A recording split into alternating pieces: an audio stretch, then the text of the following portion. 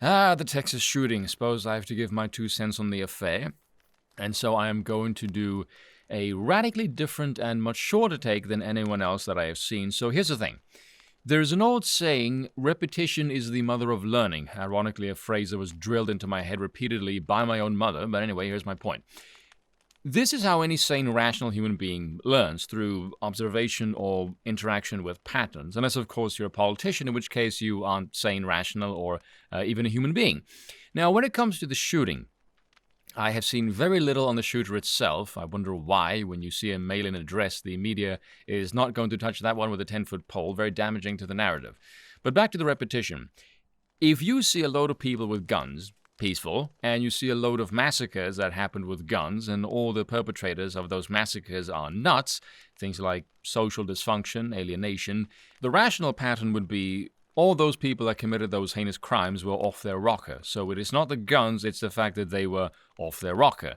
And no politician ever wants to address that issue. Why? Well, it's very simple. That's an issue that involves self-improvement, and politicians can't exploit a healthy, well-adjusted population. Politicians crave tragedy and suffering because that is the main ingredient for increasing their power. Like I said, not even humans.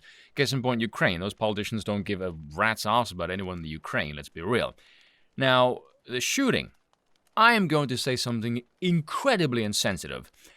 I don't like doing stories like these because I find them very boring. Now, before you crack your jaw on the floor and call me an insensitive arsehole, let me elaborate.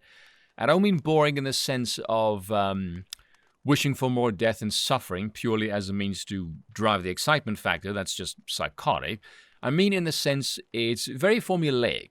Try and be as neutral as you can. Remove the politics and merely observe the episode for what it is, because the plot is always the same, and it follows these 4 same steps like clockwork every time. Shooting, death, tragedy, grandstanding. Every time. Here's the skinny on the situation.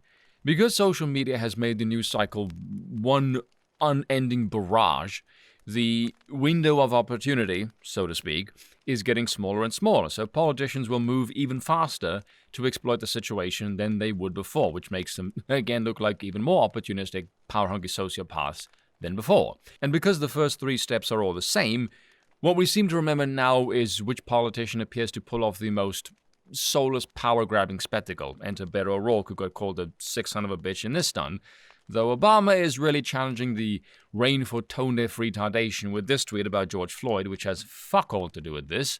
It is worrying how many people seem to think this vile creature was dignified. No, Obama is a disgusting piece of shit. But given the technologically overdriven world we currently inhabit, here is what's going to happen.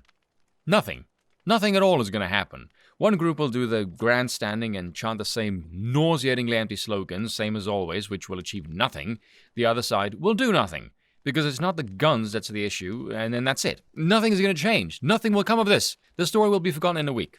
Faster if something major happens with the economy or with Russia. And you know I'm not bullshitting. This is what happens every bloody time. This is the nature of the narrative. A tragedy will make the news and only stay in the news for as long as it can be exploited. And that's all for today. Until next time.